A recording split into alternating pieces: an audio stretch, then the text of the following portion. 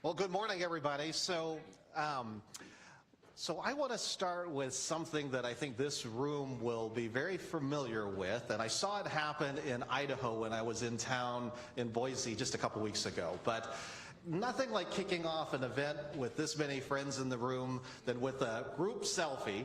And then for all of you to get up and we're going to do 2 minutes of quick selfies, get them out of the way right away. Hashtag WHIAANHPI, hashtag Seattle City Hall, whatever works, National ACE. But let's get a quick selfie with everybody right now and get this done. And then that way we can focus on the program the rest of the day. So everybody on your feet, everybody look this way. All right, here we go. All right, everybody join in. All right. 1, 2. Here we go. All right. I see you in the back there. Hang on, we're going to do another one there. All right. Big wave, Fantastic, fantastic. Okay, all right, hang on. All right, one more. All right, yes, one more. Everybody look this way. Everybody stand up. Okay.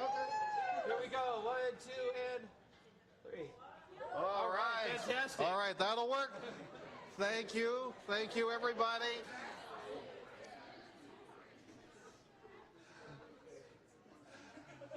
Well, good morning, and welcome to Seattle City Hall. Welcome to Seattle. I know we have lots of friends here from Washington, D.C., but I also know that even regionally we have folks that have traveled from Portland and the Yakima Valley, and I know I met someone from San Francisco today. So it really is a regional convening, and really excited that so many of you can join us, and also by extension all the folks watching us online, and then for all the folks that you touch in your communities after today's event. So thank you for being here, and thank you for joining us. So it is my honor, and today I'm wearing 2 hats, as Ben introduced me. I am Mike Fong, SBA's Regional Administrator for the Pacific Northwest. So I oversee our field operations in Washington State, Idaho, Oregon, and Alaska, home to 1.3 million small businesses. And it's been an incredibly rewarding year plus that I've been in this role. But today I'm also standing in for some of our friends from D.C. as a representative for the White House initiative for Asian Americans, Native Hawaiians, and Pacific Islanders. And it's a great honor for our city to host one of 8 economic summits that WHIAANHPI is hosting in the White House across the country. And of course, this is the best one, but you know, and I know we're joined by many both appointed and elected officials. We have community leaders, we have small business owners, and I'm just really excited to be able to get everyone together here at City Hall, People's Hall, to have great conversation around so many different conversations, both on the community side, community resources for organizations, but also what we've really wanted to do under the Biden administration to really leverage the power of all of government together in a way to make sure we are putting our best foot forward to not just invest in America, but invest in all of you. And the NHPI community is such a crucial community to both our, not just our community here in the greater Seattle area, but all across the country for economic prosperity and growth. And just really excited that WHIAANHPI has chosen us as one of the cities to have this conversation, and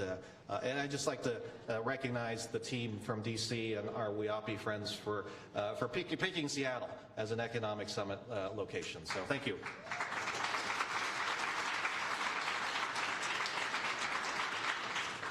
Now, just a few acknowledgments. The White House's initiative, and under the President's direction, reconstituted WHIAANHPI and reestablished this in May of 2021 and created the President's Advisory Commission. Both entities co-chaired by members of the President's Cabinet, including Health and Human Services Secretary Javier Becerra and U.S. Trade Representative Ambassador Catherine Tai. They're tasked with a really ambitious goal and vision, really, to center equity in the work that we're doing with a particular focus around the NHPI community, especially given the challenges coming out of the pandemic, some of the challenges associated with Asian hate that we continue to experience and the lingering effects to this day. But all of that to say that we also have incredible local representation at the national level on the commission, including today here in this room. I know I saw from our hometown, Commissioner Teresita Batayola is here. I know Commissioner Grace Huang was going to be here as well. Is she? There she is. And then we're also very honored to be joined by another member of the commission. Let me see here. Ajay is here, right here. No, there he is. Great. Thank you for joining us from California today, correct? So great. It's great to have you. So in addition to our commissioners, we have a number of folks in the room representing members of our congressional delegation, Senator Murray's office, and I know I saw folks from Congresswoman Strickland's office, Congressman Adam Smith, and others. Actually, if you're representing a member of our delegation, if you could just stand up just to be acknowledged really quickly, that way folks know you're in the room and know where to find you. Great.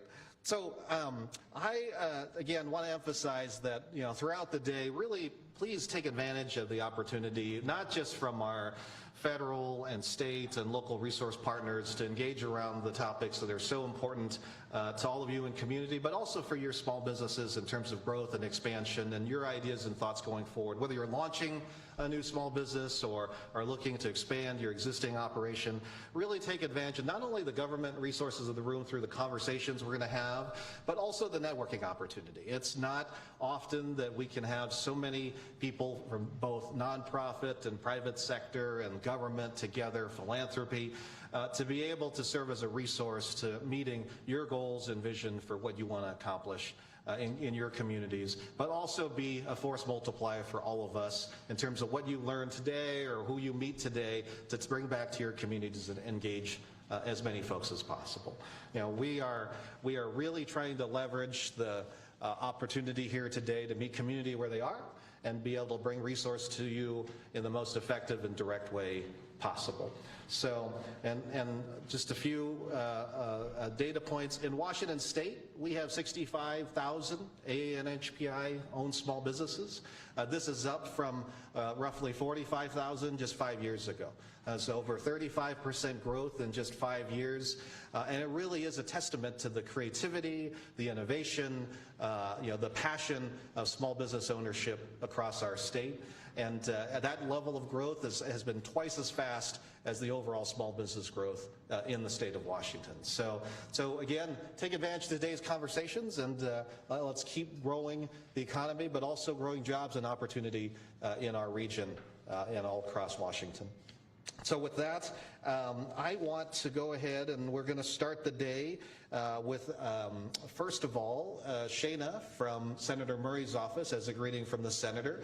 And I'm going to go and ask her to come up and read that letter from Senator Murray. So thank you. Please welcome Shana from Senator Murray's office. Thank you, Mike.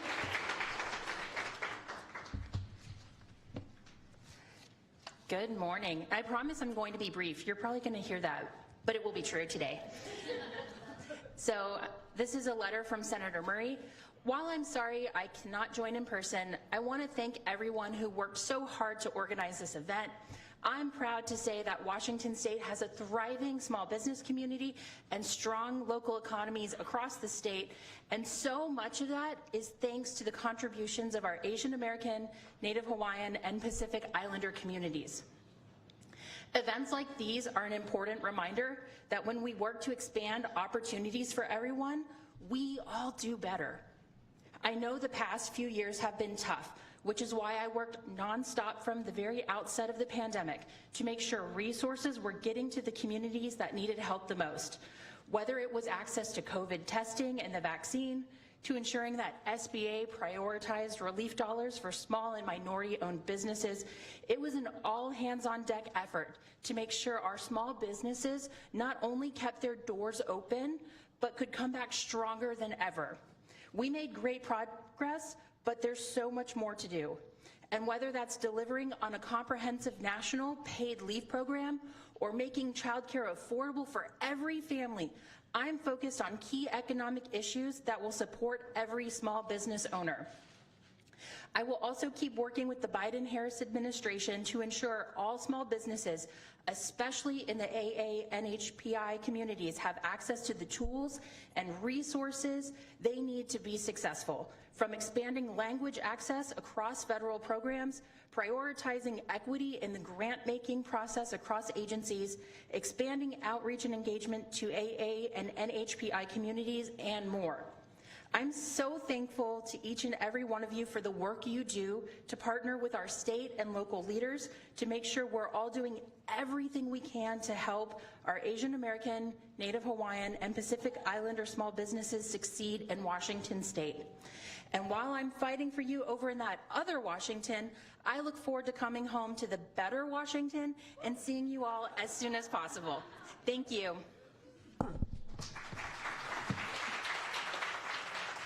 Great. Thank you, Shana, and thank you, Senator Murray. So we're going to go ahead and turn to a quick video from Congresswoman Jayapal, who couldn't be here today, but was able to send a video for us, a short video. But I also want to acknowledge, again, another partner in today's endeavor, and that's the great work that National ACE does on behalf of the NHPI community all across the country. You'll hear from Chi-Ling Tong in a bit, but I wanted to quickly acknowledge National ACE's role in today's event and also thank them for their incredible leadership. Thank you. Okay, Annika? I'm Congresswoman Pramila Jayapal, and I'm honored to represent Washington's 7th Congressional District in the House of Representatives, where I also serve as the chair of the Progressive Caucus. Thank you to the White House Initiative on Asian Americans, Native Hawaiians, and Pacific Islanders for inviting me to share a few words with you today. You could not have picked a better place for your annual economic summit than our great city of Seattle. As the first South Asian American woman ever elected to Congress, I am keenly aware of how critical it is that diverse voices have a seat at the table, and I'm so grateful to represent a community that values both Asian American and NHPI small businesses and culture. Last month, I joined our local Chamber of Commerce to tour local businesses and had the opportunity to stop by many AA and NHPI-owned spots. It is always incredible to see how diverse businesses leave their mark on our community. I am very grateful to the Biden-Harris administration for lifting up diverse voices and prioritizing AA and NHPI communities. They've taken stronger steps to stop Asian hate, expand language access across federal programs, increase diversity in the federal workforce, and invest in our communities. There is always more work to be done, but we've made progress. And I thank the administration for enacting the first ever national strategy to advance equity, justice, and opportunity for AA and NHPI communities. Here in Congress, we've been proud to be partners in that fight by passing the American Rescue Plan, the Inflation Reduction Act, and so much more. We've been on the front lines of the fight to ensure that we make major investments into small businesses and communities across the country. So thank you so much for having me and for the hard work that you are all doing to lift up diverse voices and support AA and NHPI communities. Please know that whenever you need a champion in Congress, I'm here and ready to stand with you.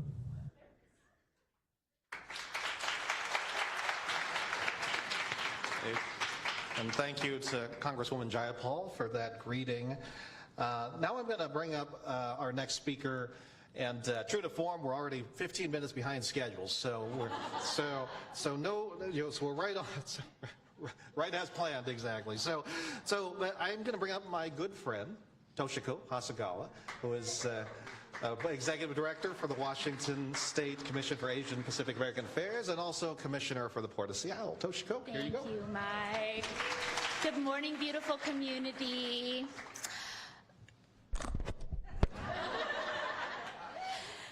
My name is Toshiko Hasegawa. I am Vice President of the Port of Seattle Commission. I am also Executive Director of Washington State's Commission on Asian Pacific American Affairs. And so I'm so pleased this morning to extend my welcome on behalf of the Port Kappa, and Governor Jay Inslee. And I'd like to thank WHIAANHPI for coming back to the Emerald City here in the Evergreen State for the Economic Summit. As you know what, there are 3 microphones happening here, so I'm just gonna turn this one off and put that over there. As one of the primary points of entry for AA and NHPIs into the United States and home to some of the most diverse zip codes and school districts in the nation, I think that Washington State has a really important role to play in the national conversation. And I'd like to take a moment to acknowledge and thank the members of our federal delegation and the representatives who are here today, because you make us so proud every single day representing everyday people while you do your work in Congress. And in the past year, there have been unprecedented, meaningful investments at the federal, state, and local level to rebuild our country's infrastructure, industries, and our workforce. And so now we all need to be laser focused on making sure that the rising tide of our recovery is going to lift everybody's ships.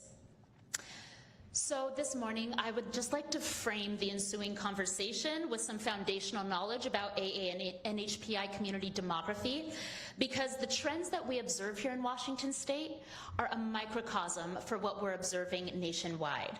And at Kappa, we feel that data, when it's good and it's aggregated, can illuminate both the magnitude and the complexity of our community's needs.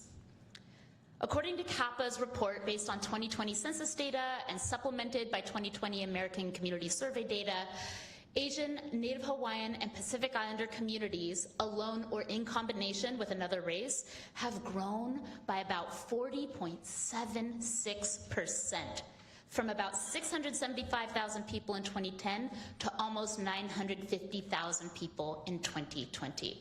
So at this rate, ANHPIs as a conglomerate will be the primary minority population in just a matter of a couple years. We also found that statewide, 12.6% of NHPIs and 9.2% of the Asian population live below poverty. Though there are some deeply disconcerting outlier counties in Washington State, for example, in Whitman County, 94.8% of the NHPI population lives below poverty. Filipino, Korean, Vietnamese, Cambodian, and all Native Hawaiian and Pacific Islander ethnic groups earn less than whites per capita income. And in every single Asian, Native Hawaiian, and Pacific Islander ethnic group, women made less than their male counterparts, with Asian women earning roughly 52 cents to the dollar of Asian males, and NHPI women earning 66 cents to the dollar of NHPI males. So unfortunately, racial and gender disparities are not new. And at the state, we have deployed strategies and programs to address inequities and operationalize anti-racism. We have insights from structured interviews and listening sessions held with AA and NHPI business owners struggling from the compounding impacts, as Mike mentioned, of the shutdown, anti-Asian racism, and vandalization.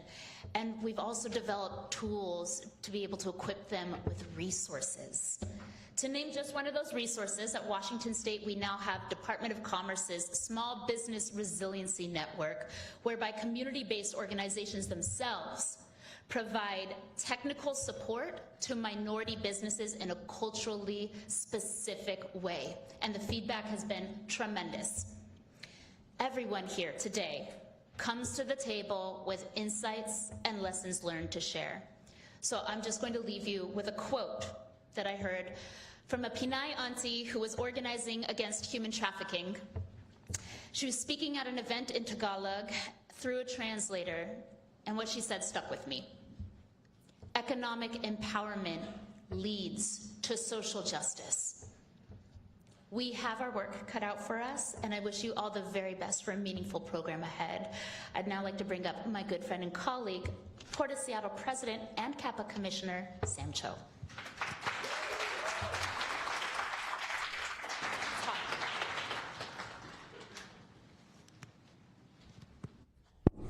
I'm going to be the contrarian here and use this mic. This is working, right? Excellent.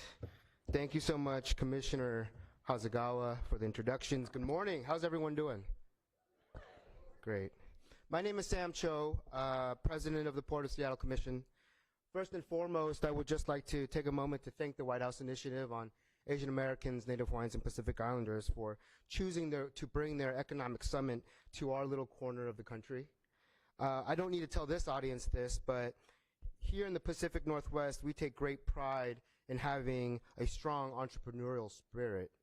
From Microsoft to Amazon, Boeing to Nike, Starbucks to Nordstrom's, the Pacific Northwest is home to some of the most innovative companies in the world. And while the companies I just listed may be massive Fortune 500 companies, oftentimes we forget that every one of these companies started out as a small business. As the president of the Port of Seattle Commission, I have the great privilege of leading the largest economic development agency in our region. And I'm proud to say that one of our highest priorities as an agency is to promote women or minority-owned businesses, or WHIMBYs. People often forget that the port has a massive opportunity that could catapult small businesses to their next level of growth. For instance, did you know that between the years of 2021 and 2022, the Port of Seattle awarded 316 contracts totaling $123 million to minority-owned businesses.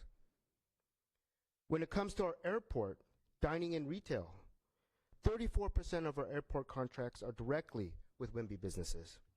Those WHIMBY business contracts account for $136 million in total revenue. That accounts for 36% of total airport dining and revenue. That's just on the airport dining and retail side.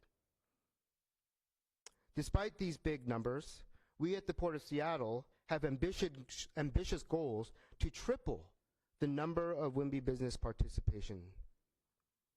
But the reality is that we can't do it without you. One of the most common excuses that I hear for not having more WHIMBY businesses is, Commissioner, there's simply not enough WHIMBY businesses out there.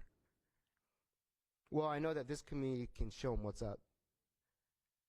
Whether you are a restaurant owner or a general contractor, we need you in the pipeline of WHIMBY businesses that are willing and able to work with the Port of Seattle. This is especially crucial as the Port of Seattle embarks on a historic level of spending, $5.3 billion in capital projects over the next 5 years.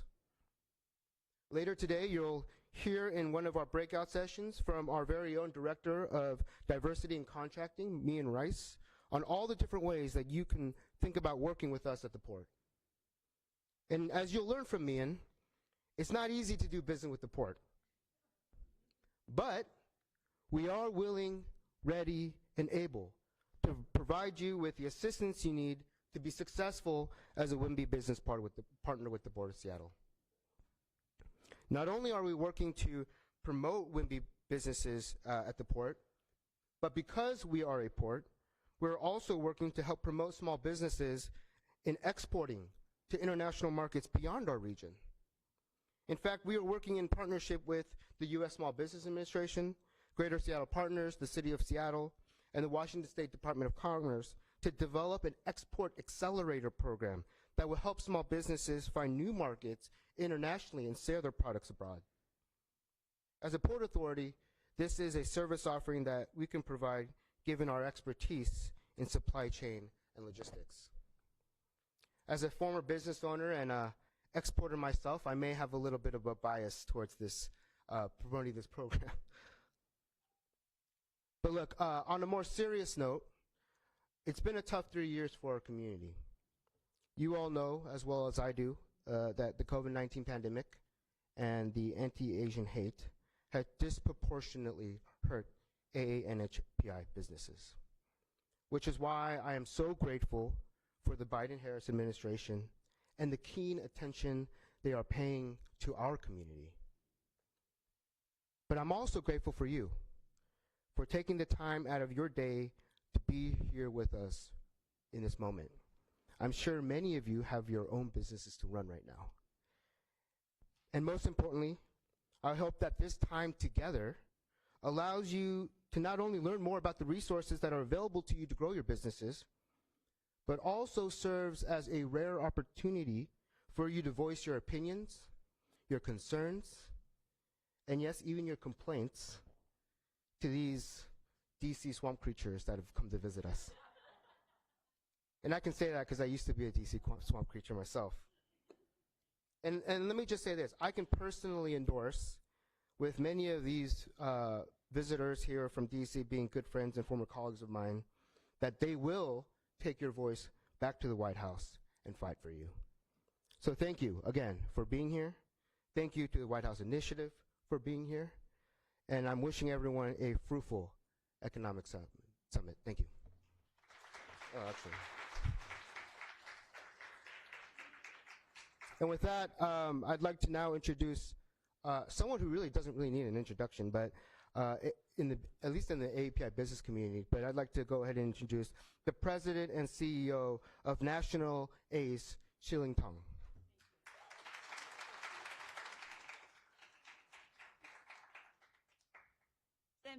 Thank you for your remarks. My name is Chilling Tong. I'm from Washington, D.C. I hope I don't look like a swamp creature to you. National Asian Pacific Islander American Chamber of Commerce, called National ACE. We represent 2.65 million AAPI small business owners and entrepreneurs, and we have 120 affiliate AAPI chambers and partners throughout the country, and I have seen many of them here. Greater Seattle Chinese Chamber of Commerce, Philippine American Chamber of Commerce, and also other partners. Thank you so much for bringing, the attendees. Thank you so much for coming this event. It means a lot to us. I really want to thank Mike. Thank you to put good show, and also with WHIAANHPI staff, Monica, under the leadership of Crystal Kai. I tell you, in Washington, D.C., the people like Erica Morosugo, Crystal Kai, they are working so hard for our community, and we really, really appreciate their good efforts. And Mike, thank you for putting this good show with SBA staff, Ben Raji, Paul Chen, from Department of Labor, and all the federal agency. Thank you. Let's give them a round of applause. They have worked very, very hard on this.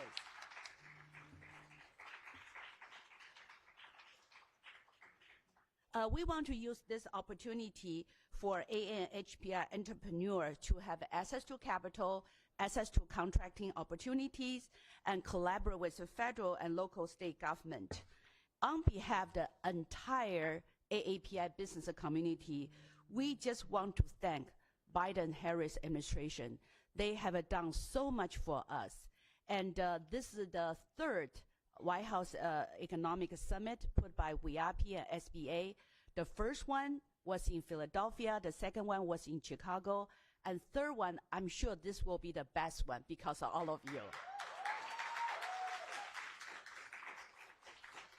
And WHIAANHPI has developed a national strategy for the groundbreaking for ANHPI community. So this is like a very, very critical policy issue, as Congresswoman Jayapal mentioned about, because this, we are talking very important policy, such as data disaggregation, language accessibility, and I know all of you are very care about this important issues. So during the discussion, if you have any concern, if you have any issues, please bring to the officials, and they will be bringing back to the White House for you. And we look forward to some wonderful and insightful session today for all this important discussion. And also, I want to use this opportunity to thank our corporate partners who helped to host the lunch today, such as Meta, Walmart, Bank of America, and most importantly is Wells Fargo.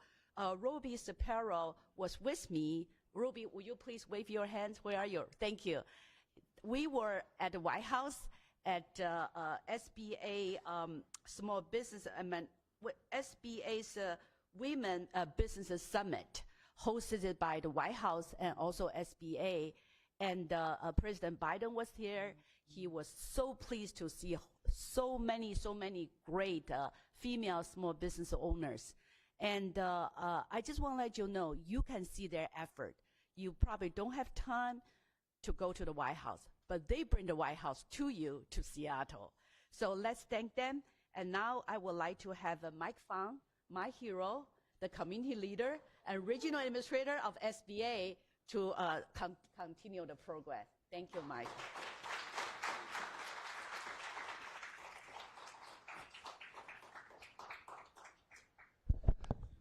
Thank you, Chi-Ling, and again, thank you for everything that National ACE does on behalf of our community. So before I introduce our next speaker, I also want to acknowledge and something that every speaker has really either directly addressed or indirectly, which is just how important representation is for the community. And earlier today, I saw Mayor Sofia Aragon in the room. So Mayor, good to see you. Thank you. And I also saw School Board Director Vivian Song Merritts. So good to see you. Thank you for being here, Seattle School Board. And I don't know if I missed anyone else, but I want to make sure that we acknowledge our current elected officials there in the room, and we'll be joined by a few others later today as well. So did I miss anybody? I think we're good. Okay, so it's a great honor for me to introduce our keynote speaker today. Nani Coloretti is here. There she is. So Nani is Deputy Director of the Office of Management and Budget for President Biden. She is also the most senior ranked Filipino American in the Biden-Harris administration. And we are very fortunate to have her here today with us. She's a national leader on NHPI issues. She has been a veteran of not only federal government service, both at OMB, but also at HUD and Treasury and elsewhere. But most importantly for me, as a local government guy, Nani has her roots in local government as well in her time in the city of San Francisco, as budget director, as policy director. And I think that local experience is just so crucial because she understands the issues that communities like ours face in the city of Seattle, but really up and down the entire West Coast. And we're really fortunate for her to share a few words with us today. And please take advantage of the time that she has with us here in Seattle, because she, as many have already mentioned, is not only an incredible voice for our community, but is a national leader and can carry our issues and interests back to Washington, D.C. So, Deputy Director Coloretti, thank you.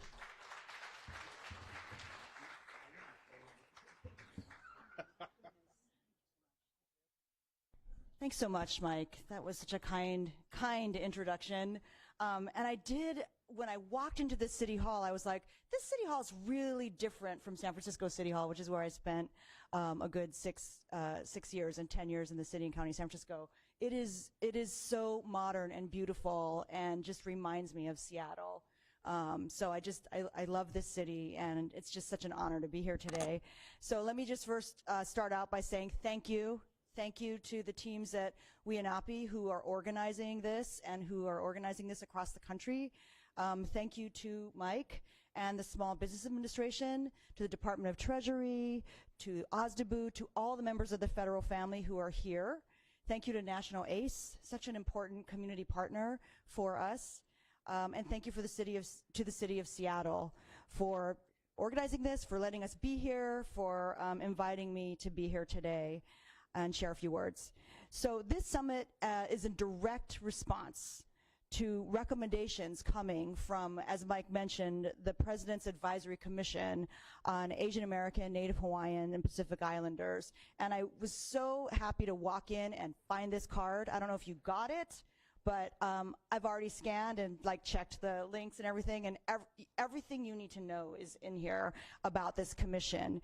It's made up of 25 members, leaders, some of whom are here today, who reflect the rich diversity of the AA and NHPI community throughout the United States. And this commission released the first ever national strategy, and your Congresswoman talked about it a little bit, at the beginning of this year. In the effort to do research about this strategy, one of the issues outlined that the commission and our advisors kind of advised us about was this data point that I want to share with you. Approximately 10% of small businesses in the U.S. are owned by AA and NHPIs, but only 2.8% of federal contracting dollars went to the AA and NHPI small businesses in fiscal year 2020. So this convening is part of what was recommended in response to this. It's going to be 8 of these across the country. This is the third one, the third economic summit, and that's why we're here today. So I'm really just honored to be a part of this event and to be featured alongside of all of the community leadership that I see here today.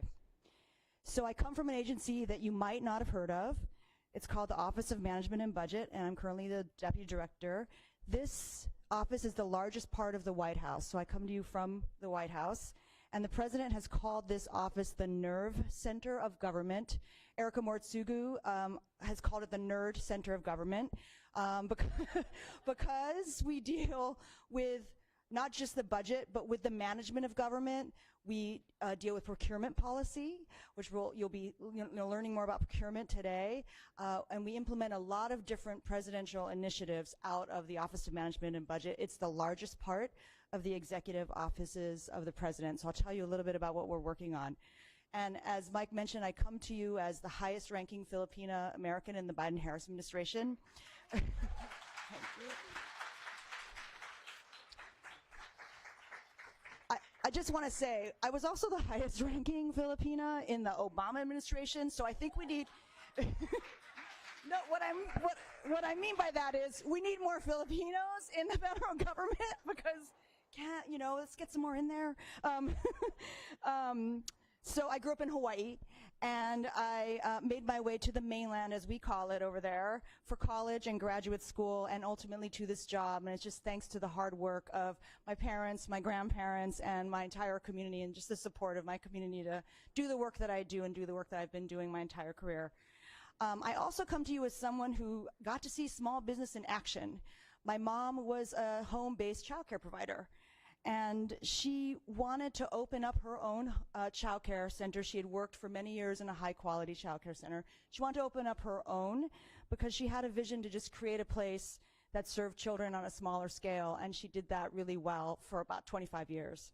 So I just want to say that's why I'm really glad to be here today, because I just know personally that growing small businesses, it grows the economy, it supports families, it creates jobs. So I was asked to come here and talk about the work we're undertaking at the federal level and at OMB to advance equity, grow the economy, and reflect the needs of the AA and NHPI communities. So the first natural place for me to start is the federal budget.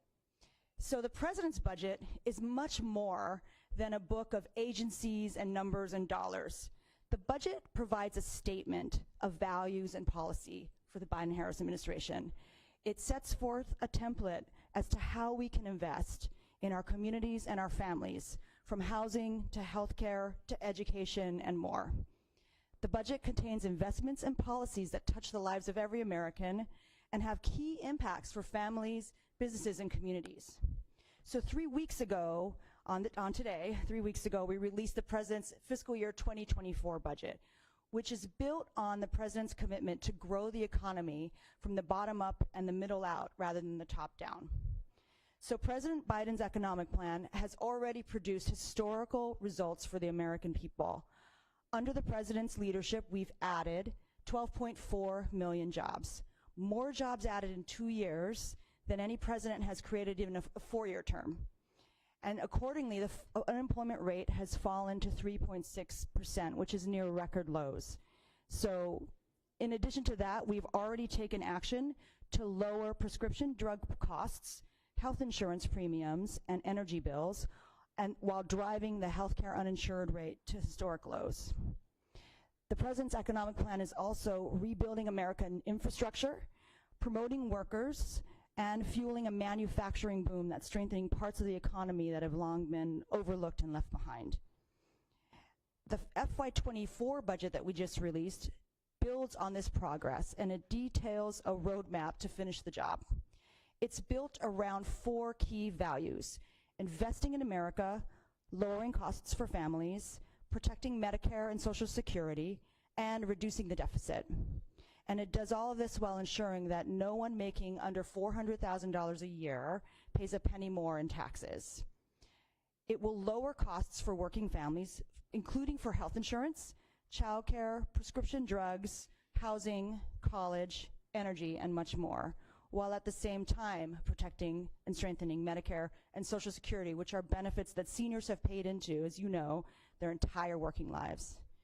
And the budget will continue to invest in America and in working families by boosting American manufacturing, providing for national paid leave, and making our communities safer. So we think this is the right way to continue to grow our economy from the bottom up and the middle out.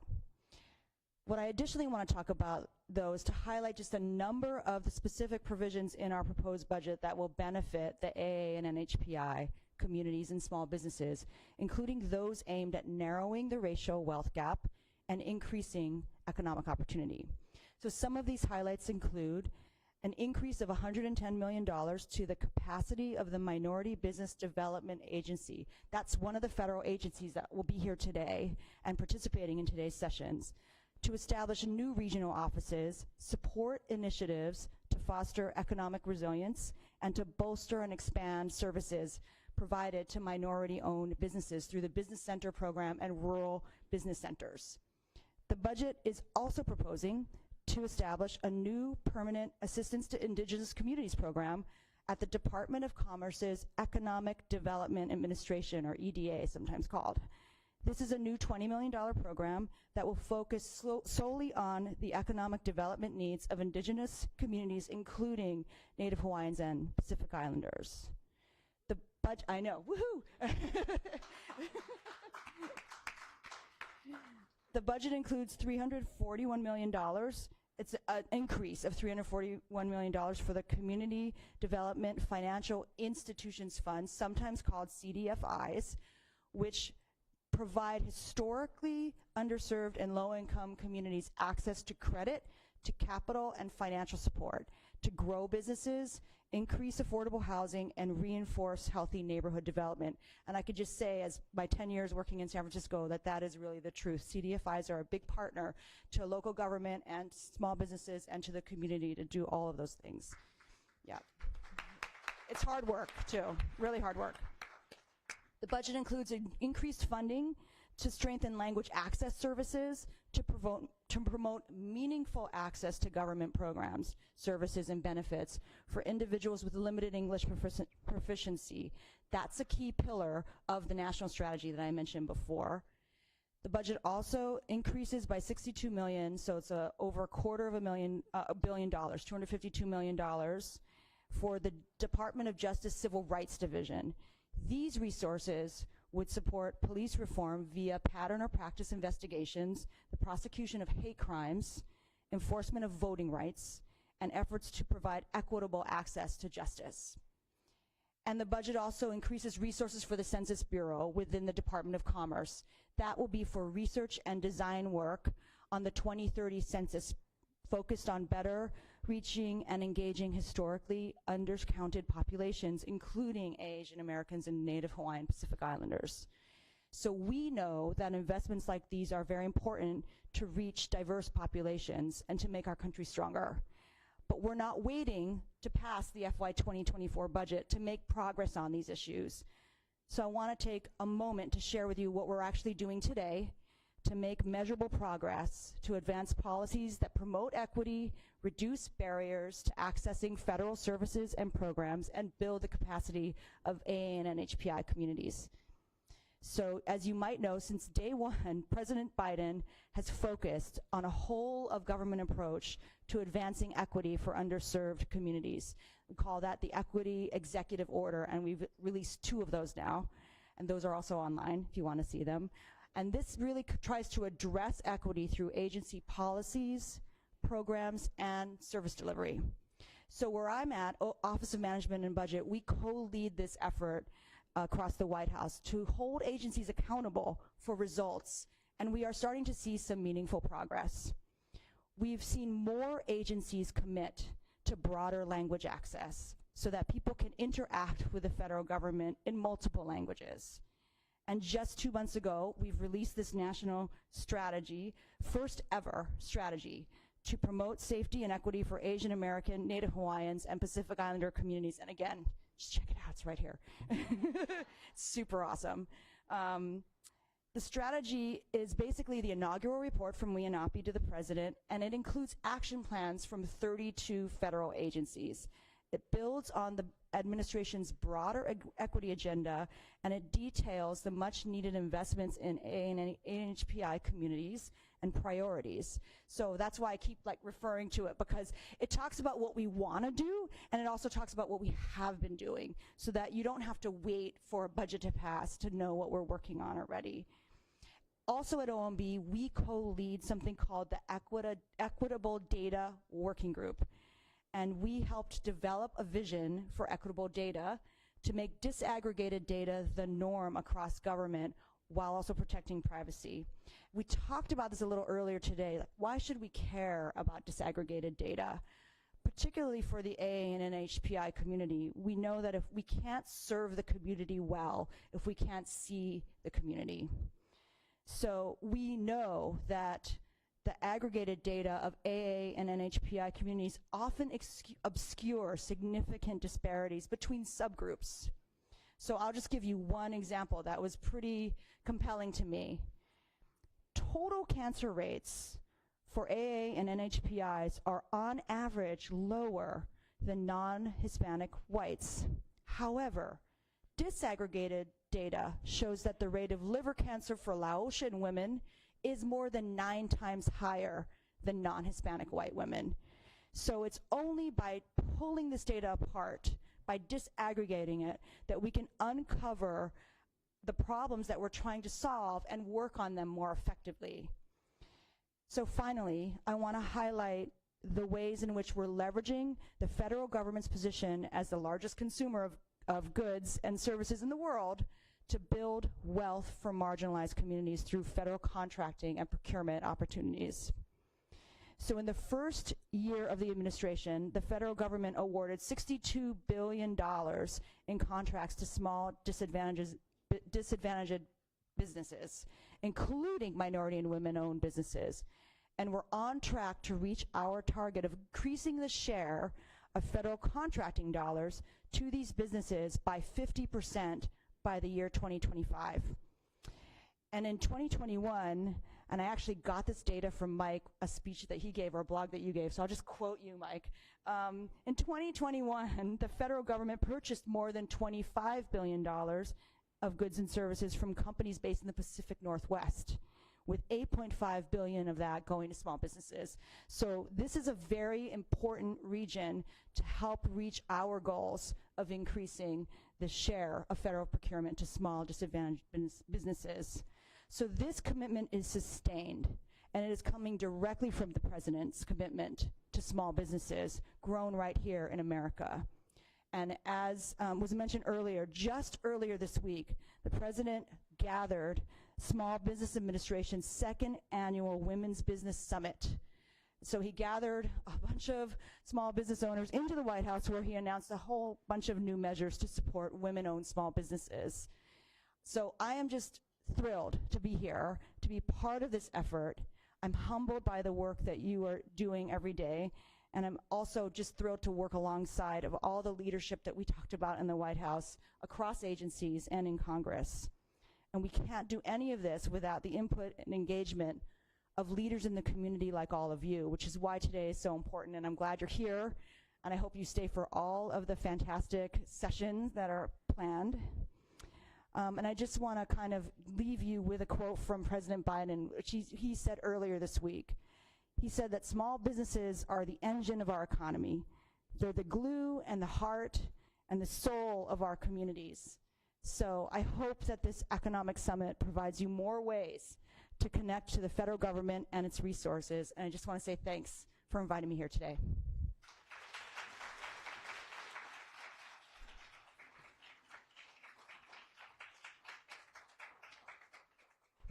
Great, thank you, Deputy Director Colleretti. How about one more round of applause for the Deputy Director?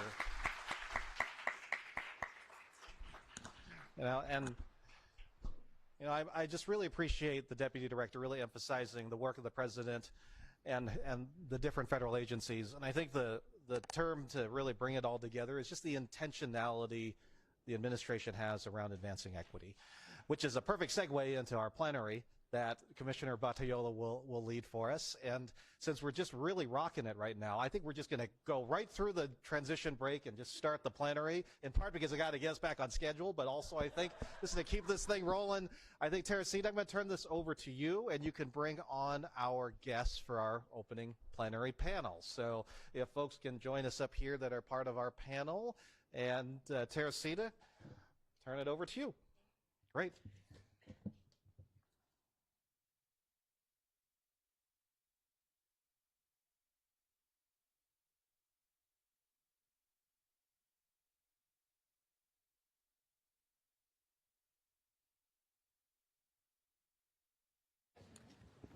Good morning, everyone.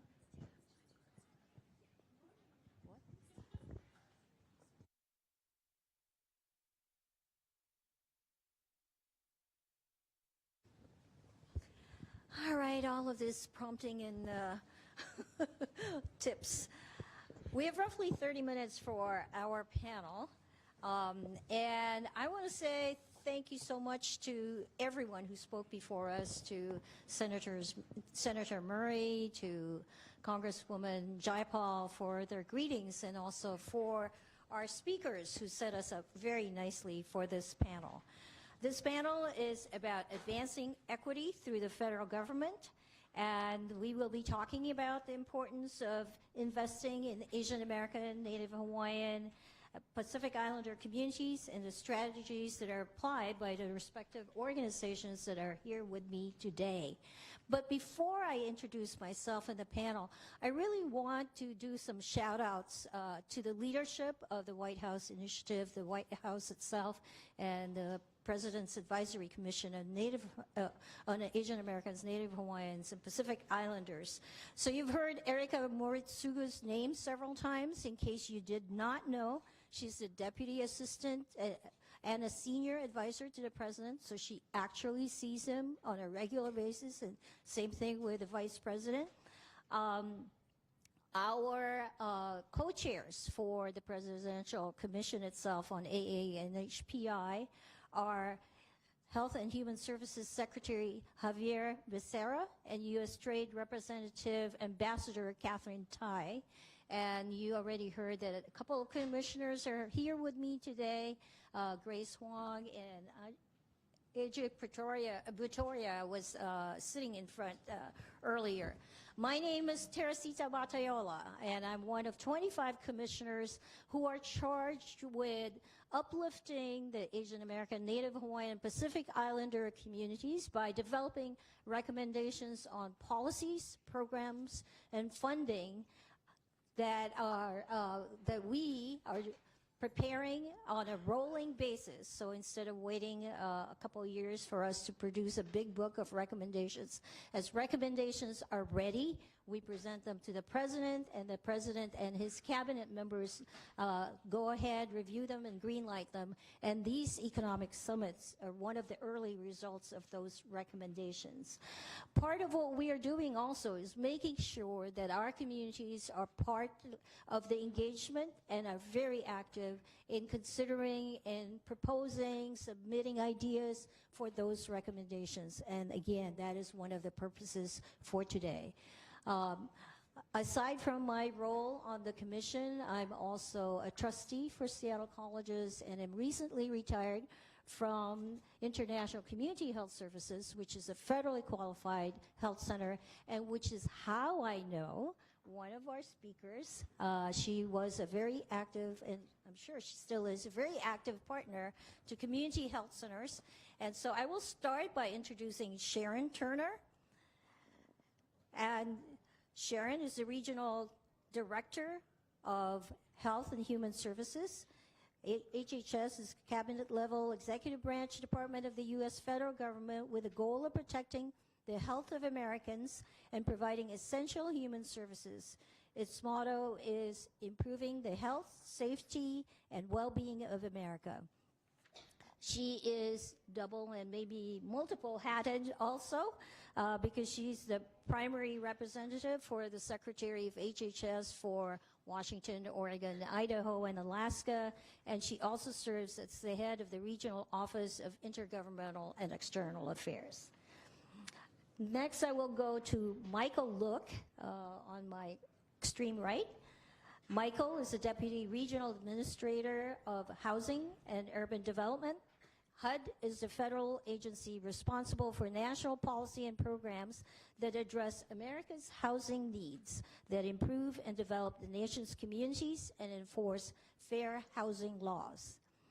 He is the former director of oops, I think that is the wrong note. Sorry. So welcome, Michael.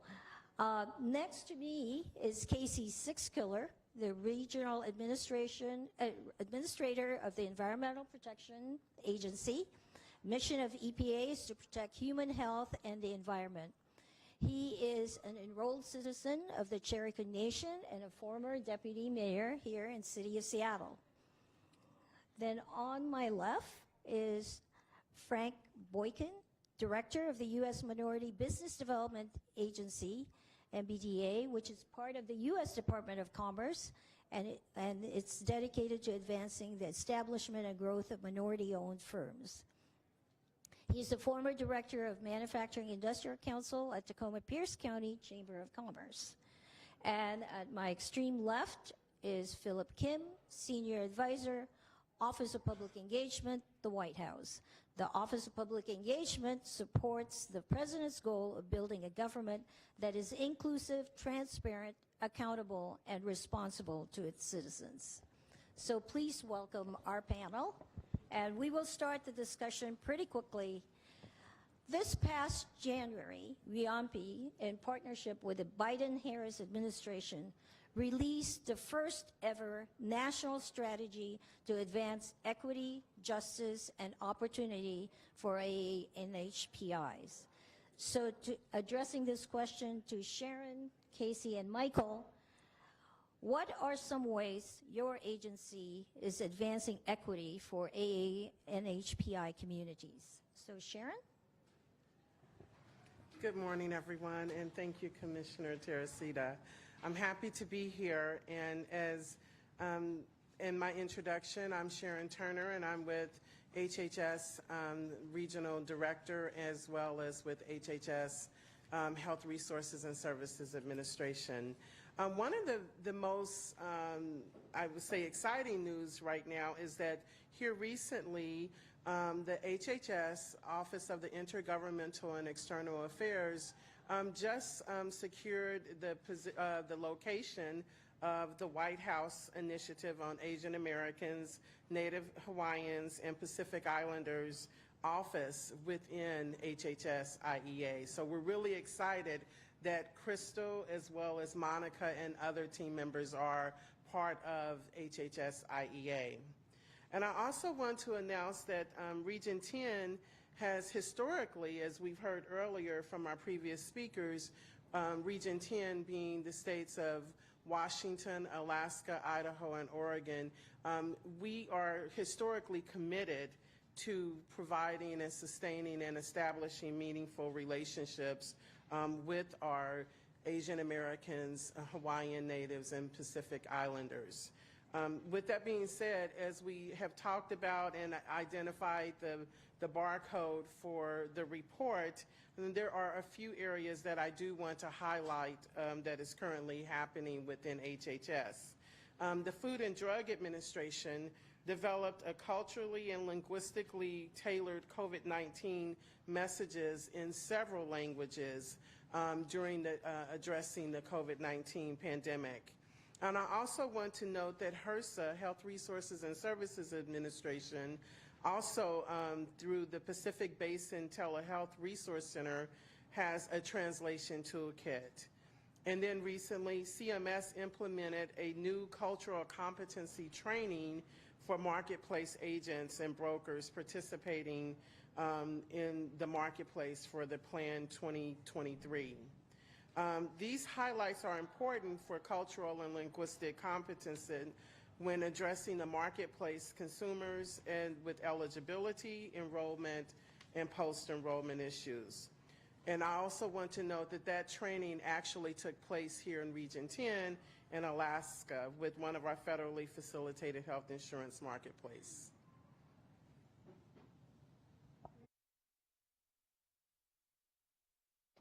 Well, thanks, Teresita. Thanks to Mike Bong for pulling the event together today and for inviting me to participate on behalf of the Environmental Protection Agency. As Sharon mentioned, our region includes the state of Washington, but also states of Oregon, Alaska, Idaho, and 271 tribal nations. So we have half of the nation's tribes in our area, and I'm very proud to be the first Native person to ever hold this job in the history of the EPA. So it's exciting to be here. Thank you very much. It's wonderful to be back in this room and see some familiar faces here in the front row and throughout the room, and of course to join Mike and others who I had the pleasure of working with as deputy mayor a couple of years ago. But, you know, I am really excited to be part of the Biden and Harris administration. I was appointed by President Biden last May, and one of the things that was made very clear to me through that process and by my boss, the administrator of the EPA on our first day, was that we are going to take a much different approach than the previous administration, and we're going to focus our efforts and center our efforts on equity and environmental justice. The EPA is kind of a unique agency in the sense that, you know, most of the nation's environmental programs, our federal, you know, Clean Air Act, Clean Water Act, and others, are actually administered by the states. We delegate that authority to the states, and the EPA then oversees the state's execution of those laws. You know, through the years, states have often taken maybe a different approach than EPA always agrees with, and so we have been given direction to begin really reviewing the ways in which states are addressing environmental justice, and in particular communities that have been overburdened by pollution and underserved by investments in infrastructure and other challenges throughout the past several decades. You know, it manifests itself in several ways within the agency. One is we changed our strategic plan. And I think for, you know, any of the business owners in this room, right, when you update your business plan, it really is a reflection of how you operate as a business. And so this is a big deal for us. You know, we have always said since the early 80s that EPA's strategic plan framework is follow the science, follow the law, be transparent, and now, under my new boss, advance justice and equity. So what that means in our day-to-day work, right, is that every decision we make, every resource that we are allocating, every regulation that we are developing or updating is to go through an equity process, not just a lens, but for us to really be centering the voices of the communities that we are charged with protecting. You know, at the end of the day, the EPA really is a public health agency. It is our job to ensure that every community has access to clean water, has clean air, and all of the other opportunities to address legacy and historic pollution in their communities. So we also are at a very historic moment in our agency's history. Between the American Rescue Plan, the Bipartisan Infrastructure Law, and the Inflation Reduction Act, we are making generational investments in our nation's infrastructure. Over $100 billion since President Biden took office, and through the end of next year will be invested just through the Environmental Protection Agency's programs. And 40% of that, at least 40% of that, through our Justice 40 commitment, will be invested in communities of color and other communities that have been left behind for far too long. The other way in which we're doing that is the Inflation Reduction Act changed our annual environmental justice program. When I started the agency last May, it was $3 million a year. Our EJ program is now $3 billion with a B.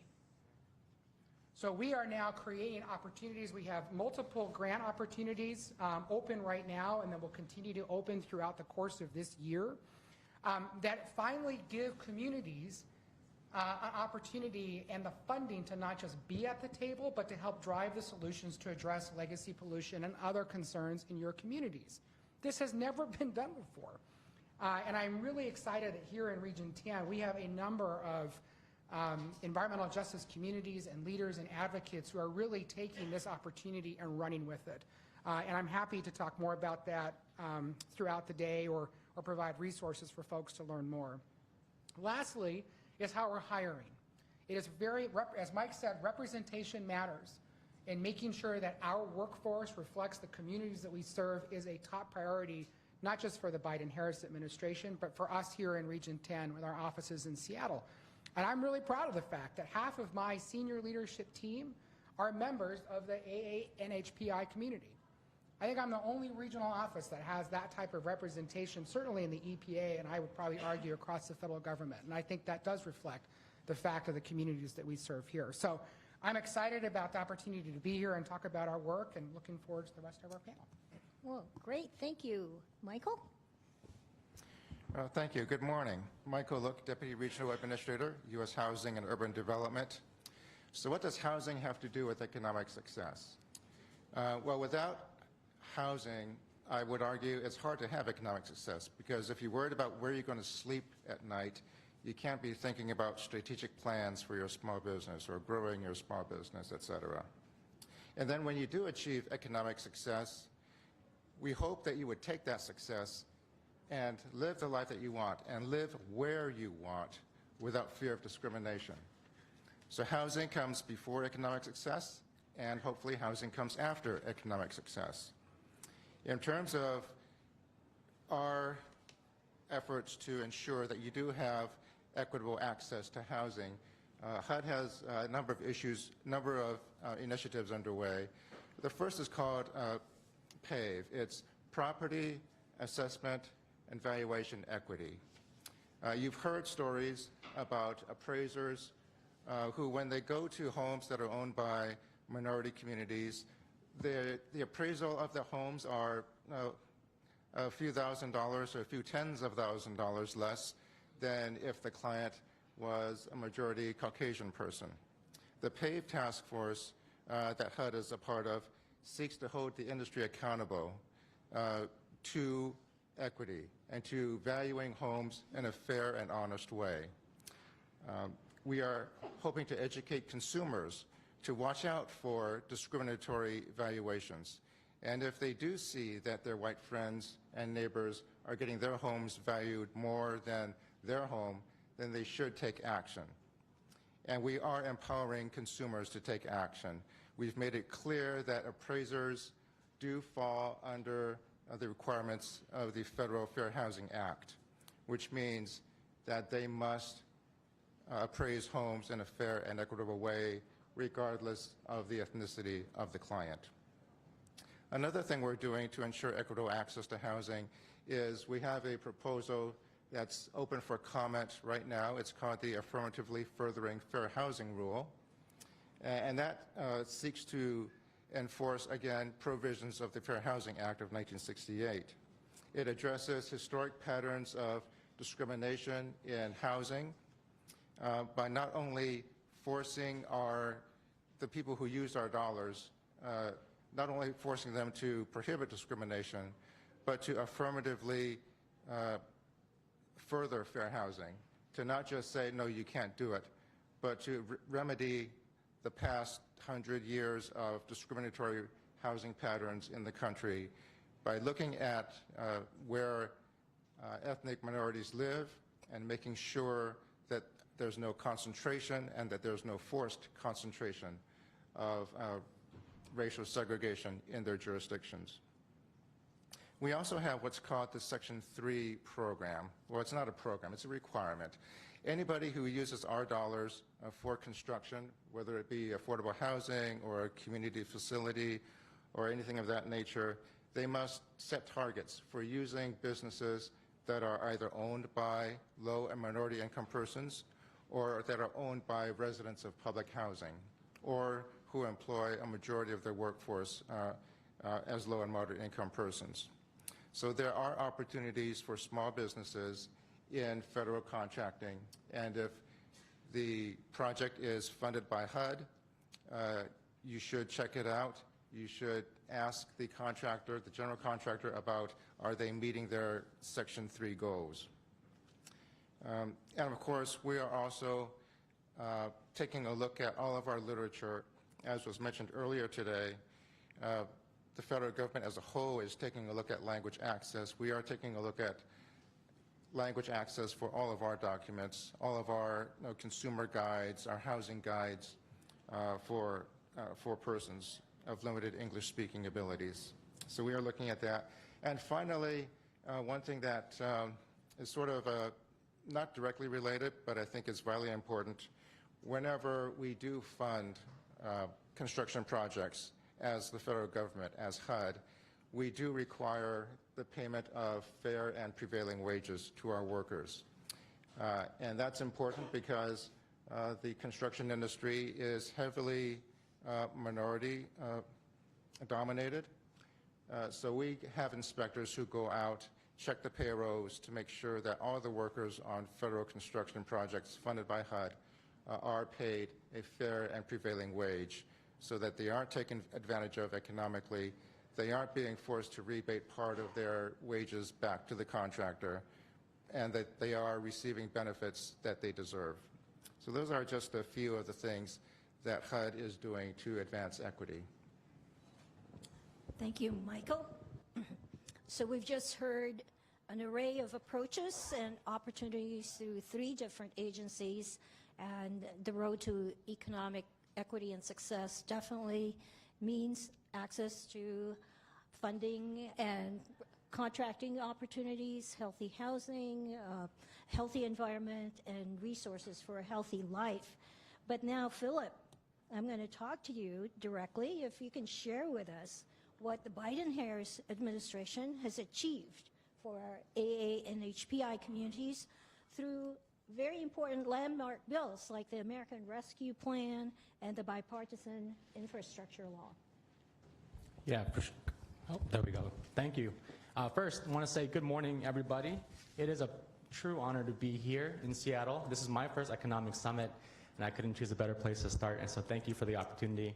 I also want to say thank you to all the panelists here. It's humbling to be here with all these esteemed and accomplished leaders, and just grateful to be sharing the space this morning. Really quickly, my introduction. Professionally, I serve in the Office of Public Engagement. I recently joined the team at the White House. Previously, I also was a part of the work at AmeriCorps. I was the White House liaison there and the Deputy Director of the White House Liaison's Office at the Department of Education. My personal background and how I come to this space to you today as well is that I'm a son of immigrants, working class parents who fix cars for a living and own a small business as well, and that's the perspective that I want to bring in my personal capacity as well. Just a quick overview of what OPE does. We view ourselves as the front door to the White House, and so this is an amazing opportunity to continue to build connective tissue with so many folks outside of DC, where all the real work is happening as well, and want to be able to continue to amplify the issues that folks care about and make sure that we're directing people to the right teams that will continue to advance the work and things that we're advocating for. So that is a part of how we view ourselves in the role, and would love to continue the conversation throughout the day. In terms of your question, so we'll start with ARP. That takes us back a couple of years ago. We're in the middle of the pandemic. There were a lot of businesses being lost, a lot of unemployment in the community. And just to go quickly over top lines, the ARP helped to reduce unemployment by over 50%, and many of the jobs that were lost were regained, which is, thanks to President Biden and his vision to act quickly. In terms of the resources that were provided to also support communities that are being impacted by hate-filled violence and discrimination, the ARP also was able to fund communities to then be able to report these issues, and led to the signing of the COVID-19 anti-hate crime bill, which then has led us to an opportunity to work with DOJ and implement more enforcement opportunities to make sure that we're protecting our own and have a chance to continue to study this issue, invest in it, and make sure that our community is being uplifted and not torn apart. Looking ahead, we are at a moment where we have this year and we have 2024 in this term. The White House initiative of NHPI produced the National Strategy for Equity and secured, as Nanny mentioned earlier, commitments and strategies from 32 federal agencies to tackle the issue of data disaggregation, investing in language access, investing in mental health resources. And all of these are important, obviously, on their own, but I think speaks to the umbrella of equity lens that we use as the Biden-Harris administration to take care of the full spectrum of the AA and HPI community, because obviously we're not a monolith, and every single community within our umbrella deserves that special attention. So I want to uplift the intentionality with which our leaders at WHIAANHPI, our leaders in the Chief of Staff Office, NHPI, and here within OP work to make sure that all of these different equities are being considered. Looking at, and to kind of close this out really quickly, I know we're going to touch on this a little bit more in future breakouts, but looking ahead, we want to make sure that we apply that same lens when it comes to access to capital, when it comes to increased investments in support of our communities, and then finally, of course, when it comes to representation, I want to also uplift how this administration has appointed over 14 to 50% of its administration to be AA NHPIs and folks with senior leadership positions, folks with decision-making abilities, and in sum, you know, it's humbling to be a part of a team where we can all speak to the different needs of our community and advocate within our own respective agencies, within our own teams, and work in partnership with you all to continue to advance the work and support and uplift our community. Thank you. Thank you, Philip. In the interest of time, no applause until the very end, then standing applause. So in the interest of time, I will address this one question to Frank. Recognizing that the AANHPI community itself is incredibly diverse with various unique needs, given the new historic grant opportunities made available through the Department of Commerce Capital Readiness Program grant competition, how can our communities successfully access those funds? Thank you so much. Good morning, everyone. It is a pleasure to be here. I'd always like to share, let's keep the main thing the main thing. And the main thing is this economic summit, 3 of 8, anticipated, and you being here. Centering that is the most important thing. And let me be even more clear. What we cannot do alone, we can do together. What we cannot do alone, we can do together. The expectation of there being unprecedented opportunity for economic development coming from the White House, ultimately to impact communities like ours, should be good news. Most importantly, it should shift your thinking. It should have you thinking about the priorities that you had before. Maybe I can lean differently into this moment. If we don't, my oh my, are we missing an opportunity? As the director of the Minority Business Development Agency, which to make sure that it is local in your understanding and local in your engagement, let me be clear. This is a business center at a minimum that spans the state.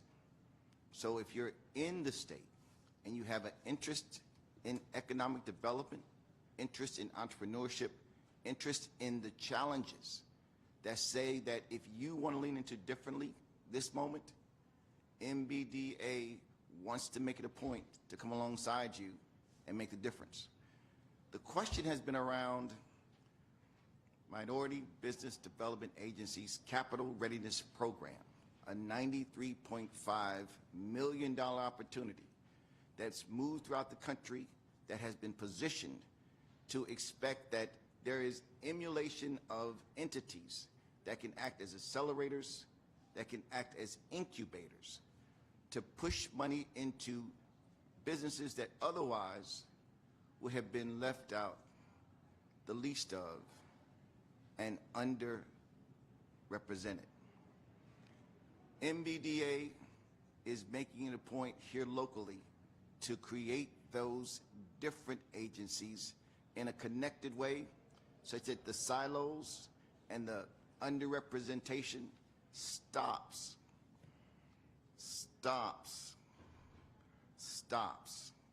But it only stops, candidly, if we shift our thinking, and shifting our thinking in the now to make a difference in how we work together, how we move together, and what those outcomes are ultimately. So let me take a step back and remind you about this agency. It's a legacy agency. That just simply means we've been around too long. To some. To others, it means we haven't been around long enough. A 1969 campaign promise, then by President Richard Nixon, in his first 100 days, gave birth to the Office of Minority Business Enterprises. And as we fast forward to that evolution, today, that's the Minority Business Development Agency. The good news about that is it's now a permanent agency, made permanent by the Biden-Harris administration. If you don't think that's good news, I want you to know it is. Because what comes along with the permanence is impact that we've never had before. There is first, a leadership infrastructure that is more impactful, three-tiered.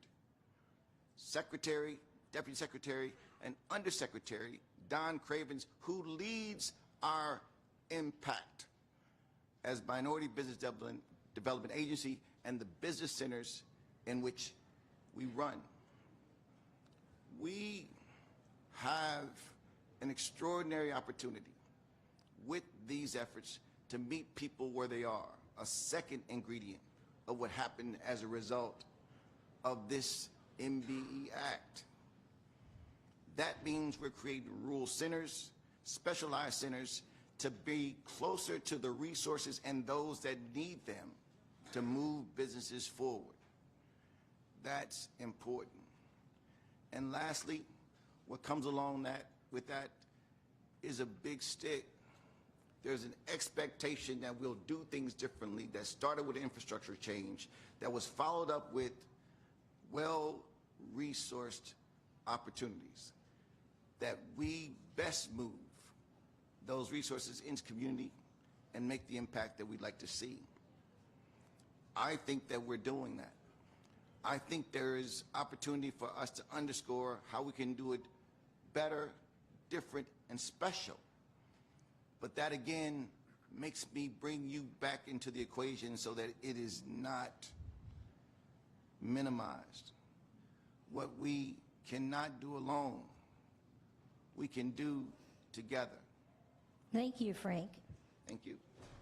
So, the two words to remember, accelerators and incubators. Please make sure you talk to Frank, because those two entities sounds like where the monies will flow from. So we now have to condense our last questions, and I will ask each of the panelists to give 3 words in response to this question, and then you can have a 1 sentence after 3 words to tell us how you can be reached. So, if there's one message for attendees to take away so that government partners and community leaders can ensure success in advancing equity among our communities, what are your 3 words? And then your sentence will be, how can the community contact you? So we will go ahead and start with Michael, then have Casey, Sharon, Frank, and Philip.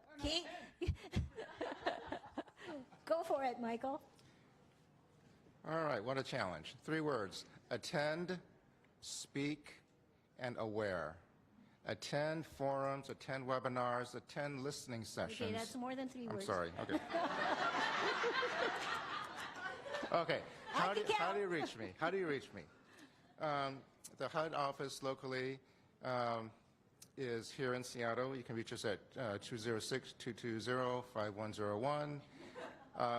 Or you can send an email to WA_webmanager@HUD.gov. If you get lost in all that, just check out HUD's homepage and look for state information, and then look for Washington. And Michael's name is spelled very easily. Michael Look, L-O-O-K. Casey. You drive change. If you go to our website, epa.gov, you will find all kinds of information about the environmental justice grants that I mentioned. You'll find information about our commitment to working with small businesses and how the EPA continues to lead among federal agencies. It's contracting opportunities for small businesses. And lastly, please pay attention to what we are doing. We are about to announce over $30 billion in grant and contracting opportunities to help green our economy, from solar and all other kinds of impacts across in communities from which you all come, and communities maybe where your businesses serve. Thank you.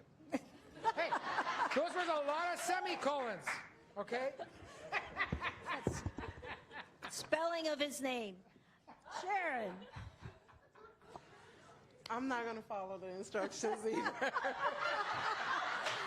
You don't know Teresita well enough, then. No, yes. Unfortunately, federal government employees are notorious at violations. Sharon. No, we're just very wordy, that's all. So I would say continue to establish partnerships and forums and gatherings like this.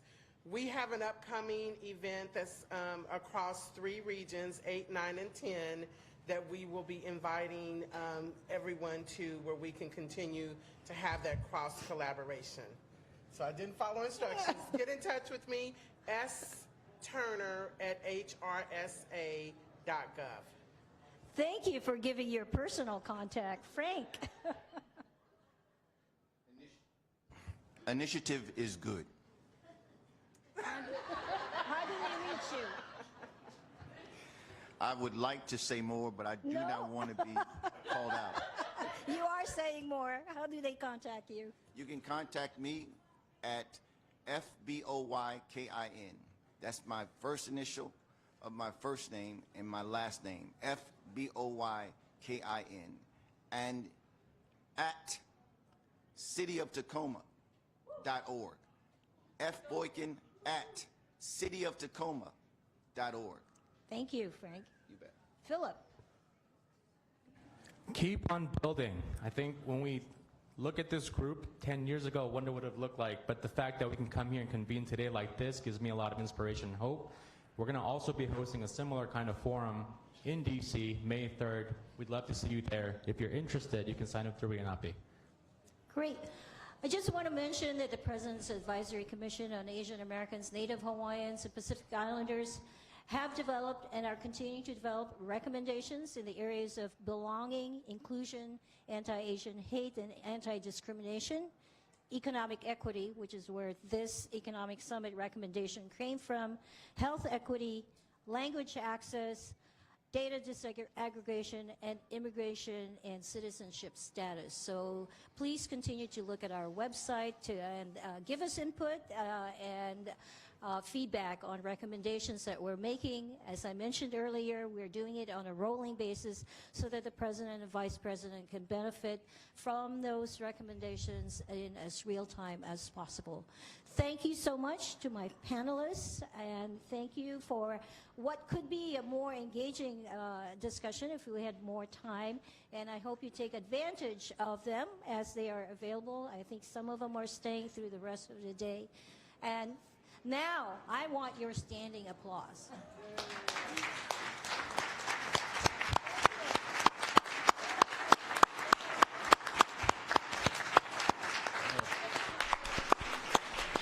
Great. Thank you, Teresita. Thank you to our panel. Really appreciate your time today. I stole a break from everyone, so you're getting it back right now, and we will reconvene in about 5 minutes. The mayor will join us for an armchair conversation. So, great. Take a quick break. Thanks. Okay. Welcome back, everybody. I know we're trying to stay on schedule. Mayor Harrell has a hard stop, so we'll go ahead and just get the show on the road here. So, thanks for coming back into the main room. And we're very honored today to have Mayor Harrell join us, the 57th mayor for the city of Seattle. A round of applause for Mayor Harrell. Great, and we have a great conversation here, just a real casual armchair conversation with the mayor and with Shara Amlog, small business owner. And Shara, say hello. She is the owner of Hood famous cafe and bar, and because we're short on time, rather than spend the most of this just doing introductions, neither really need any introductions, so we'll just launch right into our conversation, and then we'll hopefully, if time permitting, maybe we can take a question or two. But first, I just want to start off. We'll start with the mayor for just a quick sec, and maybe again, thank you for being here, Mayor. We have the opportunity with a significant number of folks from our AAPI community with us. Just thought maybe if you had any opening remarks or thoughts about our convening and to share with folks before we get going. Well, thank you, Mike. I'll stand up just a little bit for those in the back. I'm not going to keep standing up, by the way, just every now and then. So the reason I'm excited to be here, because, Seattle has gotten very large, of course, and some of you are not just in Seattle, you're from the region. But every now and then, it gets small. And by that I mean we build community. And I think one of the things that this particular community, in the API community, got really excited about my candidacy and my administration is because you see my values and your culture and my cultural values and awareness. You see a commonality that talks about what we're going to talk about today. The beauty and the importance of small businesses, the beauty of cultural commonality, that many of you have come from distant lands and you didn't come here to say, I want to fail. You came here to say, I want an opportunity. And under Mike's leadership and the SBA's leadership and under the Biden administration, we are creating new opportunities, new lifeblood, new energy. I bounce sometimes when I talk because I have energy. And so I'm excited to have this discussion, and Shara sort of represents the best of the best when she's, she has one foot in city government, but the other foot in what you are doing, building community, building small businesses. So I just wanted to open with that. And I'm not going to start calling out names because I see so many family-like members out there, and you know who you are. But thank you for building community, and this is your city hall. This is where we're going to make this happen for you. So thank you for being here. Great. Thank you, Mayor, and thank you for hosting us today at City Hall. Shara, that's a great segue to you, and we'd love to hear a little bit about your story and your journey in terms of starting your small business. So could you give us some insight? Welcome. Thank you, and thank you for having me, and it's an honor to be speaking with you, Mayor Harrell, and everyone in this room, because I, 10 years ago, was not expecting to be a business owner. I fell into it. My husband and I started a pop-up up on Beacon Hill 10 years ago in 2013, because the power of pop-ups is real. And then, we wanted to celebrate our 10-year anniversary, and we went to Kuya Ernie Rios, the owner of Inay's, the longest-running Filipino restaurant at the time, when Beacon Hill didn't look like Beacon Hill, and he opened his restaurant to us. And we did a one-time pop-up, and I think there was just such a craving and a desire to have more spaces, Filipino-American spaces at the time. The cuisine wasn't as robust in the media as it is now. And I think people were craving for that community space. And so what started off as a pop-up 10 years ago turned into a business today. And we have 2 locations. We have our Ballard location, which we do our wholesale. We're proudly in Wajimaya. They are our first wholesale clients. And then we have a cafe and bar in the International District that's been open for 4 years now. So Shara, I got to ask you about this famous cheesecake that people keep telling me about. Tell us a little bit about that, the pies, but also from that, also a little bit about maybe some of the challenges you might have faced getting going, and maybe some of the things that you're still dealing with. Yeah, absolutely. I'm really proud to still be in business 10 years, but it's grueling. I think anybody that has owned a business, a small business, has known somebody. It's been a challenging last few years, and in the beginning, I would say being able to understand the landscape, I didn't know at the time. We bootstrapped a lot of it in the beginning. I wasn't familiar with CDFIs, and so in starting a business, I had no idea. We were lucky enough to be approached by Wajimaya to get a wholesale account, so we started as a wholesale business. And so our business started because we were given an opportunity.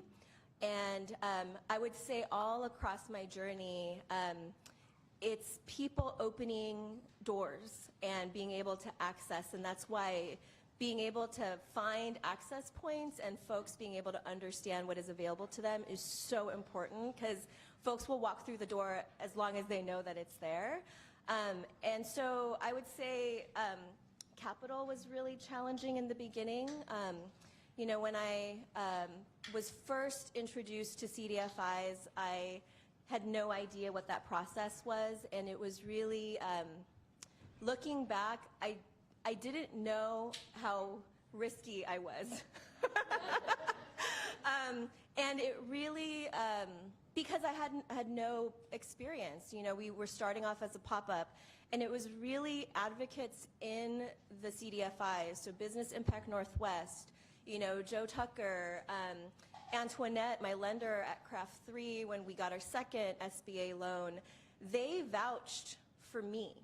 Not just my business, but they vouched for me. And so I would, you know, I learned a lot about that process, and I would say that access to capital was one of the most challenging parts in the beginning, but once I understood it, I started telling my friends that, hey, you know, don't be afraid of loans, don't be afraid, like, take the risk on yourself, because I think our communities are one of the most innovative communities. And when you're like, I'm an immigrant, when you think about all the different things that a small business needs to have, the risk, the grit, the resourcefulness, immigrants, refugees, our communities have all of that, and that transfers into business as well. And so I started thinking that way and just started believing a lot more in my ability to, you know, to run the business and take out more capital. Thanks, Sharon. I swear this wasn't intended to be a walking advertisement for SBA, but I would like to point out access to capital is a very core program element for us, so, and our folks are right out the door. So Mayor, part of what Sharon described is what I know you and I have seen as we've toured small business owners and met with folks all across the city and elsewhere in the region, is that passion for the work, the passion for innovation and creativity. I know you have been committed to the growth and economic vitality of the city. Based on a little bit of the work that your administration is doing around small businesses, maybe you can share with us a little bit of how your team and your work ties back into what Sharon's talking about in terms of small business growth and expansion. Sure, I'd love to, Mike. And it's sort of funny, excuse me, it's sort of funny when Sharon was talking, I was just looking around the room, and my God, we have the who's who in the API community here, man. If you're thinking about running for office, this is the place to be right now to shake some hands. And I do want to recognize I have many elected officials here from the API community, former and current, so I just want to give them a shout out, and I'm always grateful to see you in your continued work. So to answer the question directly, this is our time for small business development. And the reason I say that is we know that what COVID did, it did change buying patterns, that, you know, people are buying through e-commerce differently, and it's probably not going to go back. You know, a bottle of water, for example, people are even buying this stuff e-commerce, when how hard is it just go to the store and get one of these things, right? So the buying habits, if you look at the data, has changed. But what the small business does, number one, it allows us to hire from communities, to recycle our dollars. It allows us to, again, talk to one another in a world where we're looking at little screens, little boxes, and virtually, that the building of community is going to be important. So what we have to do, what I have to do as a mayor is I have to, number one, as Sharon said, I have to make access to capital critical. I have to look at commercial affordability critical. At lunchtime today, I'm going to give a speech on our housing levy, because it's going to be so important for me to be able to allow you to live in one of the most expensive cities in the country to live in. We have to be intentional about keeping you in the city. The other part, yeah, give me some of those snaps. The young people do have snaps, man. Shoot, I only get claps. I like those snaps. So that came out after I was in office. I like that snap action. Now here's what's critical, and it's some work we're doing through our Office of Economic Development. is we looked at what are some of the other biggest challenges of a small business. Now, many of you know my family owns small businesses in Chinatown International District. On both sides, my mother and father, they own small businesses. And they continue, my family continues to own small businesses. So we say one of the biggest challenges that I see, and as a lawyer, I used to counsel lots of, hundreds of small businesses, that number one, the relationship capital you have, the people you know often look like you. They come from your community, come from your culture. And that might only be 4 or 5, 6% of the demographic of 100% demographic you're trying to hit. So how do I help you develop relationships in Ballard, let's say, for example, or in Bellevue, dare I say. I know there's some Bellevue people here, so that's the B word. But how do I get people around here to visit your business because you have a unique product? And often we have to look at that as something that's handicapping us. And through the technical assistance that the SBA gives, coupled with our OED work, we look at that. Strategic planning. And you walk into a small business and talk about how much time are you looking at strategic planning? How much time are you doing that? They say, what? Man, I'm trying to pay the light bills, brother. Right? And so, and you remember that some of the largest businesses in this country, many of whom are located here, started as small businesses. And what they were able to do is carve out enough time and resources for that technical strategic planning assistance, which quite frankly, you just don't have time to do. The other piece of that is social media, right? I mean, I'm dating myself a little bit here because I finally arrived where I got people do my social media for us, but you asked me to tweet. Tweet. But we have to be able to use those tools, and when you're working your product or your service, whatever your small business is, you don't have time to spend on social media. You're just hoping you don't get a bad Yelp review or something, right? So these are important tools through technical assistance that you just don't have time to have. So through our Offices of Economic Development, again, partnering with the assistance that the SBA gives us, we want to do a granular look at your business to see how we can help, because we know how hard it is to survive, dealing with access to capital, commercial space, et cetera. So this is the sort of the ecosystem of small business work we want to do for you. And I'm pretty excited about it. And through the Restore program, through some of the ARPA federal dollars, right now, every time I tell you who's my enemy out there, and it's not the people that just call me bad names, so that's okay. That's what I sign up for. It's the plywood in these small businesses down there. Everywhere I see some plywood, I see an opportunity for you. So what we're going to announce very quickly here under my Downtown Activation Plan, DAP, we're going to make some announcements here next month as the opportunities for you, coupled with help from the SBA, on how I can fill up all these, because I want to activate downtown. So that's why I say this is our time, this is our opportunity. Great. Thanks, Mayor.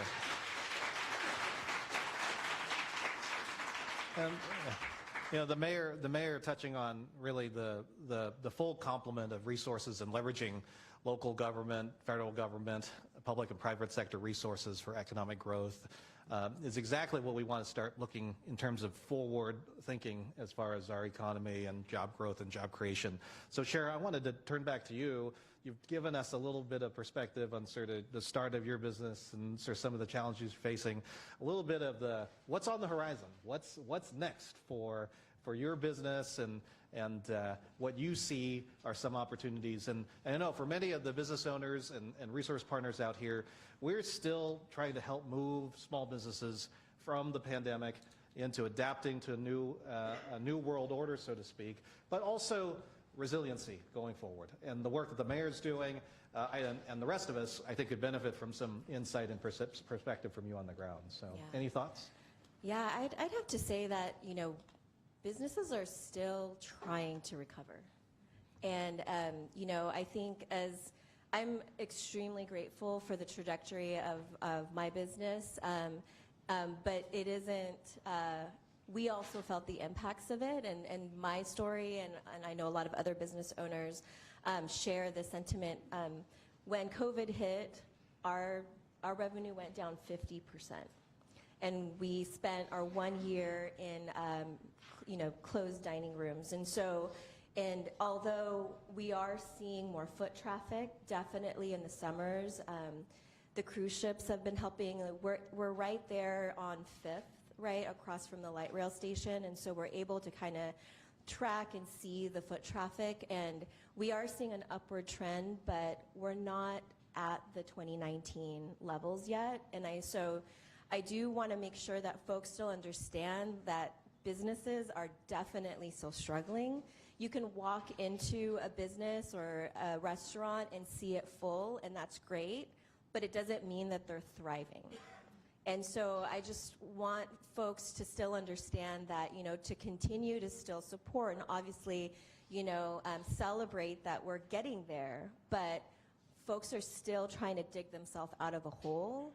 And so, you know, what I am looking for in our horizon is to continue to really, you know, continue to be resilient, get us back to those 2019 numbers, and then really what I found in COVID that people, maybe was the silver lining, is people started to think really creatively about their business and do things within their business model that they might not have done without the pandemic. And so for us, we now have what we call a little palenque, a little gift shop, because when our dining rooms closed, we really missed our community coming in, and so we brought in local artists and curated a little marketplace. And so that's still there now. That wasn't a part of our original business model.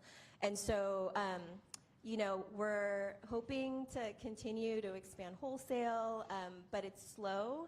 And I just want, you know, in a room full of folks that are really, whose job it is to help and revive the economy, I just, as a business owner, but also seeing firsthand what's going on and just the intentional efforts that the City of Seattle is trying to do for businesses, just a good reminder that we're not there yet. And why it's so important to continue to provide resources for small businesses, especially the ones that kept their doors open all throughout. All right. Thank you, Sharon. Thank you for those thoughts. I appreciate everything you do for community, but also sharing with us your story.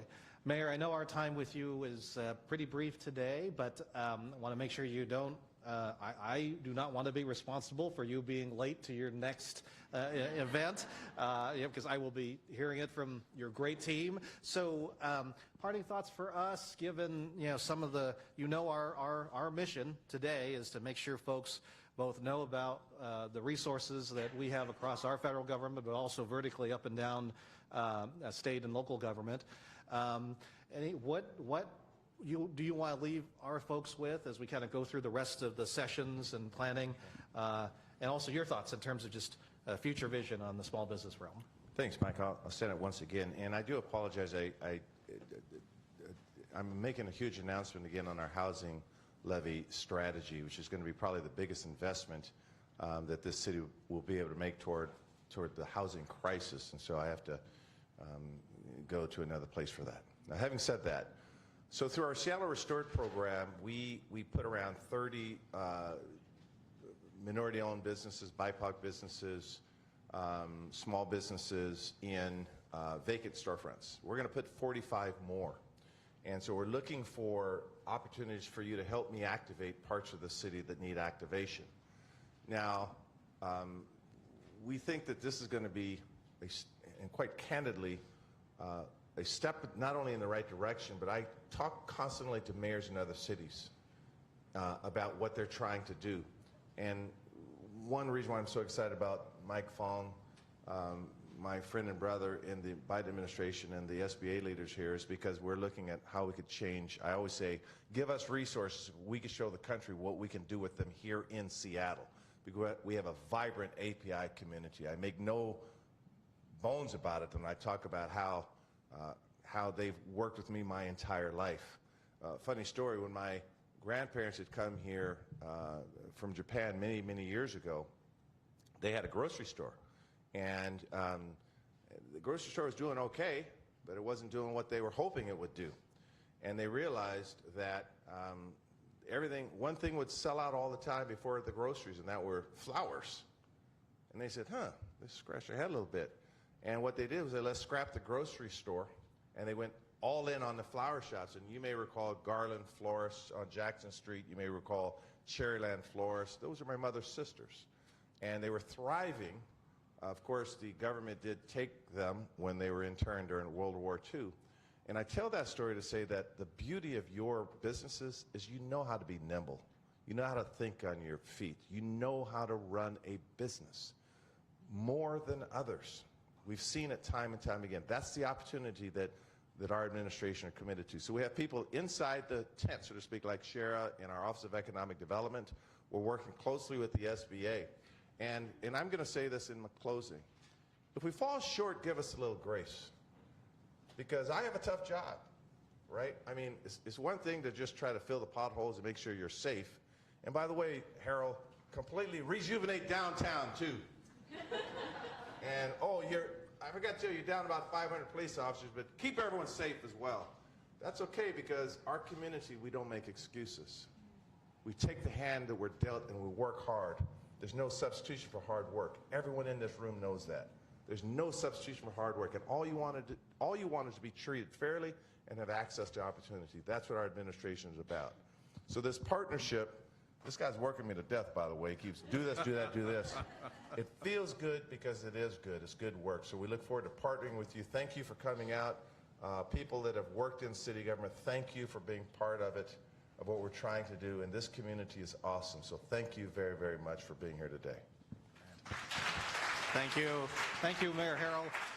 One final round of applause, and I'm making sure that I reserved at least 2 minutes of selfie time for the mayor before he gets out of here, right, as he gets mobbed on the way out. But again, Mayor Harrell, thank you for your time with us today. Shara, thank you for your insights, and again, best of luck with your business, and hopefully we can continue to be with you on this journey. So thank you, everybody. Great.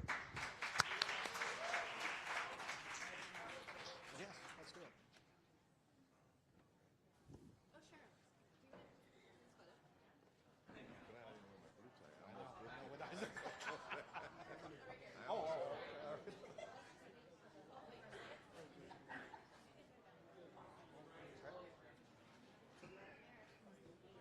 Great, thanks guys. Okay,